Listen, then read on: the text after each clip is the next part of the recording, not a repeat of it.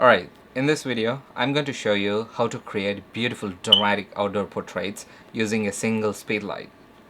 What's up creators, PK here with yet another YouTube video. I know it's been a while since I did my last video. I actually have been thinking of starting this YouTube channel for almost 2 years. Like, if you really want to start a YouTube channel, just go for it and start. If this is your first time tuning into the channel, thanks for taking the time. I really appreciate that. Before we get into the video, let's roll the intro.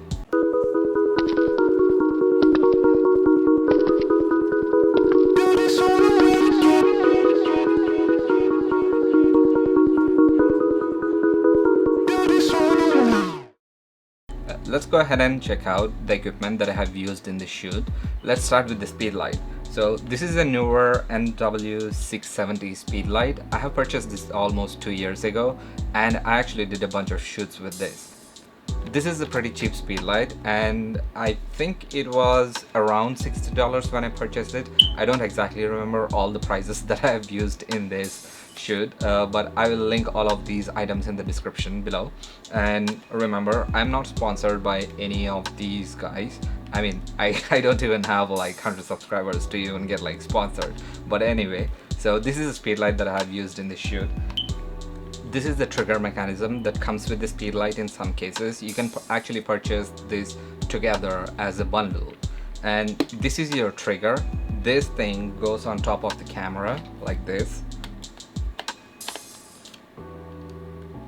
and there is like a few buttons over here, and you just have to turn it on. And this is your receiver. This goes onto the speedlight. Like, you have to buy this trigger mechanism based on the type of the camera that you own. In this case, I have a Canon 5D Mark III with a 85mm f1.8 STM prime lens. The next thing you need is a bowens mount. So this is called a bowens mount. I think I purchased this on Amazon for like $15 or maybe $20. You need this bowens mount in order to mount your speedlight onto this. So what you do, you take your speedlight and you put your speedlight in here, and you tighten this thing, and there you go. Your speedlight is set up and ready.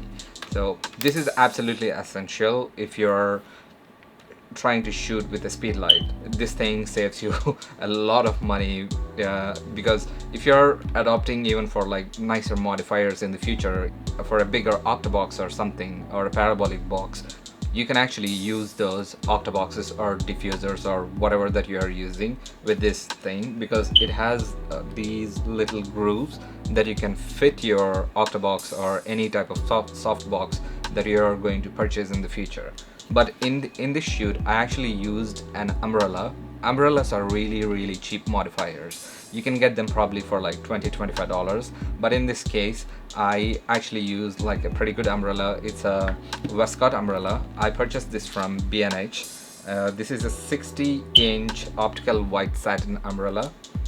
So the advantage of having this umbrella is it is black on the outside, and if I can open this umbrella,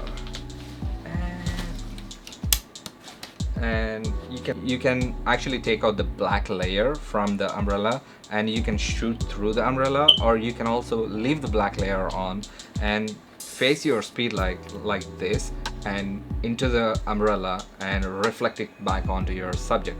I'm going to show you all of these techniques in next couple of minutes.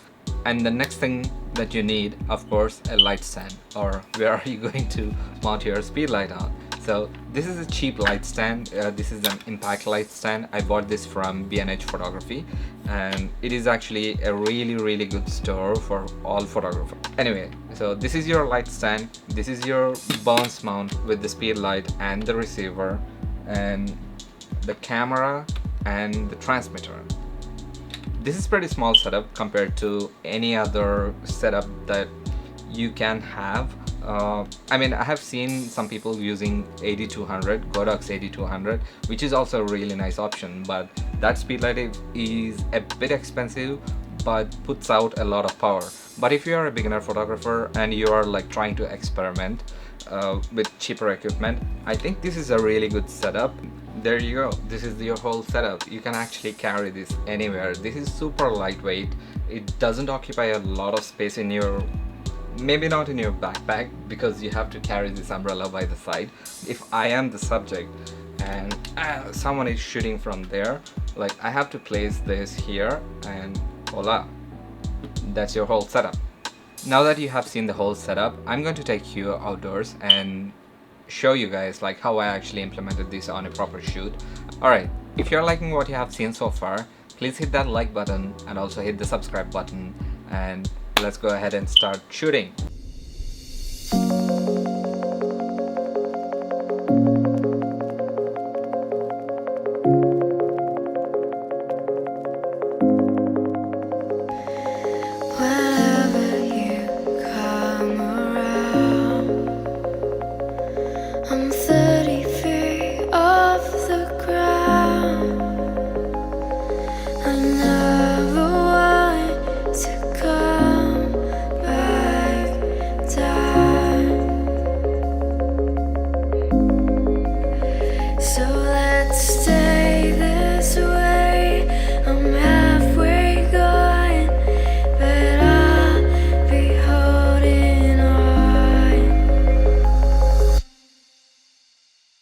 As you can see here, I have placed the light at a 45-degree angle from the model and the sun is in the background.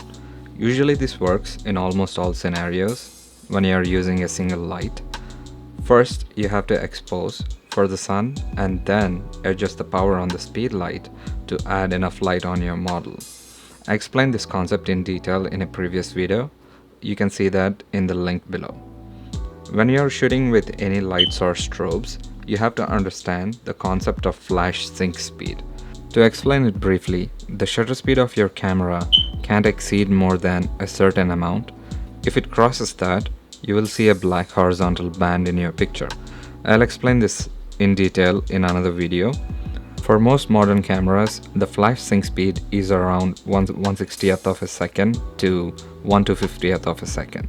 For my camera, it is 1/160th of a second.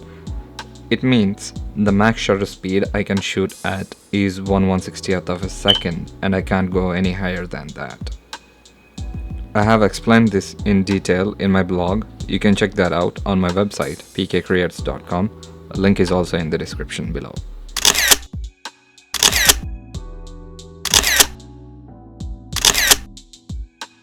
Even here you can see how I placed the sun behind the model and the speed light is at a 45-degree angle from the model.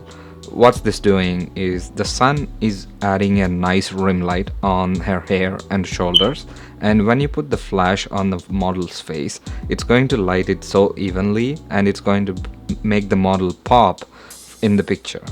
As you can see how this created a nice rim light around her hair and shoulders in the following pictures.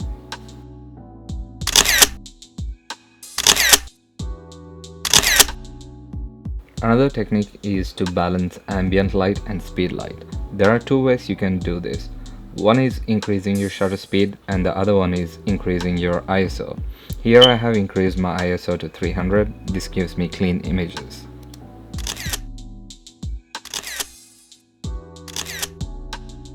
That's it for the video, guys. I hope you liked what you have seen so far.